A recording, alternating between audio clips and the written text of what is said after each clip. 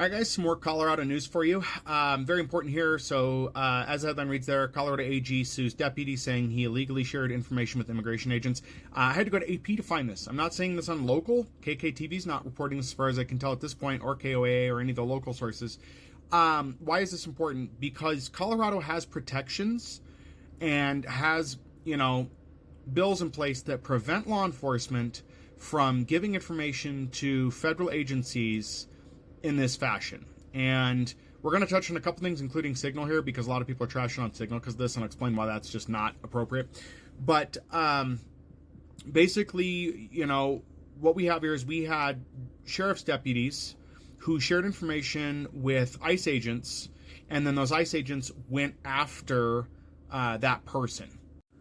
So basically in Mesa County, which is Grand Junction, that's the biggest city in that county, but Mesa County, Grand Junction, basically some deputies were on a regional task force, drug task force, and they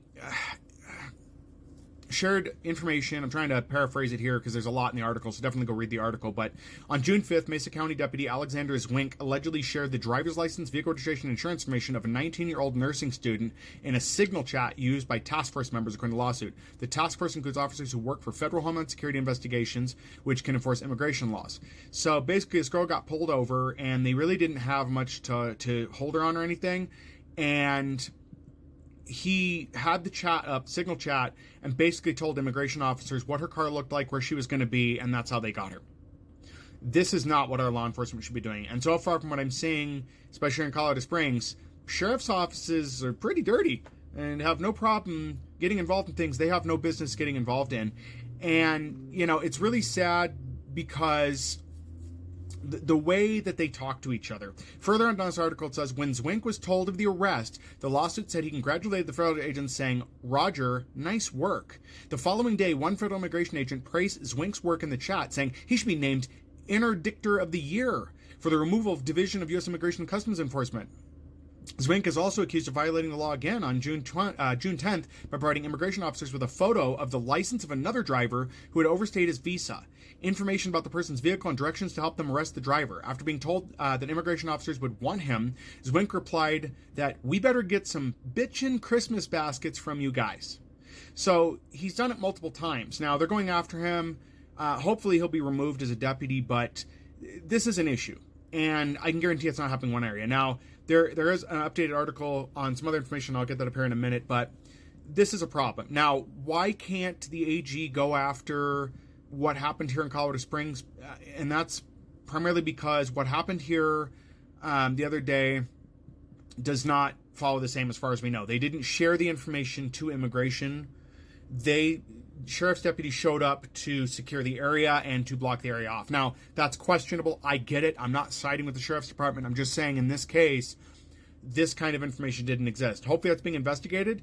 It does look like the AG is going to look into that. And as far as Signal, if you guys are concerned about Signal for security use, because I push Signal a lot, there's only two ways they can get the information from Signal. One is if they get your phone or they get the other person's phone.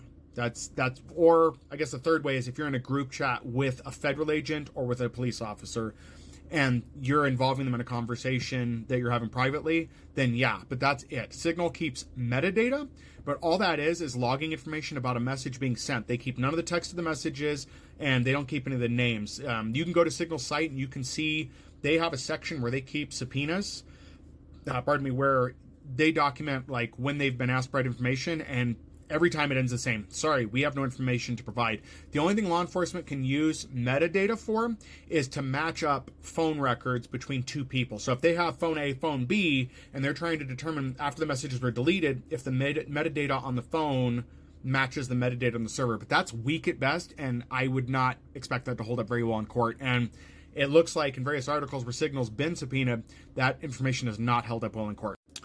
And then we have this article from July 31st, 2025, where the two deputies have been disciplined. And so other agencies have also been held accountable as well. But basically the excuse the officers or the deputies gave was that they didn't know, we were just following procedure. And the state AG is like, yeah, that doesn't work. That doesn't hold. You knew better. They've been put on unpaid leave. Zwinck, for example, we talked about in the first article there, he's on 3 weeks of unpaid leave, which that's that may hurt. Olson, the other deputy involved, was given 2 weeks of unpaid leave. So, and the sheriff is, not really happy about that. They were removed from the task force for sharing information, but, putting them on unpaid leave, removing from the task force, this is the minimum that the sheriff has to do. It's the minimum.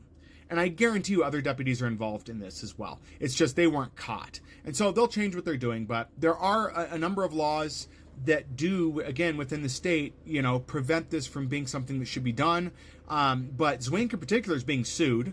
And that's from the 2020. I did a video before where Polis had signed a law in 2025 that prevented this kind of information sharing. It really enhanced it because we have 3 bills total since at least 2019 that prevent this kind of information sharing. So, and I want to clarify here, the laws we have, the bills we have to protect citizens do not prevent CSPD or sheriff's, I say CSPD is local, but I should just say police departments or sheriff's offices from assisting in work that ICE does. And what do I mean by that?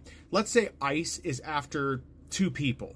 The only thing that immigration can ask those departments to do, police or sheriff, is to block off roads, maintain traffic safety, stuff like that. But local offices, local state officials, even up to Colorado State Patrol, they are not allowed to apprehend anybody for that.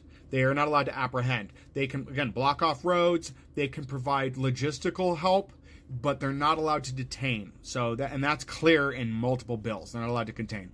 So, and again, these officers are saying, we were just following we thought was procedure. You were following what you're told by your sheriff, not law. And it shows again how police do not understand the law in any capacity. Sheriffs, cops, local police, I should say city cops or state troopers apparently do not understand the laws that they're enforcing. So keep that in mind, that just because you get detained for something or pulled over, this is why you need a lawyer. Because a lot of these police officers do not know the law, and they're working on a gut instinct of I'm right, you're wrong, and that's it. So please look into the state laws, look into your local laws, and understand what rights you have, because they will violate them if they think you don't know your laws. We've seen time and time again where people know their rights and they end up being able to stand their ground against the police because the police are not enforcing the law. They're enforcing their feelings. So anyway, just another local Colorado story for you. Again, I don't think it's going to have any bearing on the Colorado Springs incident that took place. But again, if you know something I don't, or you have proof of the fact that somebody was involved from sheriff's office with ICE here in Colorado Springs, let me know. If you're too afraid to put that information out, I will contact the AG myself with that information. Granted that it's valid, I will do that legwork. I will be the bridge between that gap. I understand a lot of people are afraid to come forward. We will use Signal app to go through. You should have that app if you're going to reach me. And what you should be doing is messaging me on TikTok saying, hey, I've got information for you. And then I will send you an invite to a Signal chat. You can provide the information there. Make sure you're setting up a 1-day auto deletion. And then when we're done with our conversation, dump that information so it's gone. And that'll protect you, it'll protect me, and we'll get the information out we need. Please stop being afraid to get information out. Again, I am a resource for you to get information to if you believe it's relevant. I'll look through it. If it's not, I'll tell you like, hey, I would love to do something with this, but it may not work. So anyway, long enough video, guys. Go ahead and heart this, share it out, and let more people know, because I'm not seeing any of this information on local news, and it really is a shame. I shouldn't have to go to AP to find news from my own state. So anyways, guys, thanks again.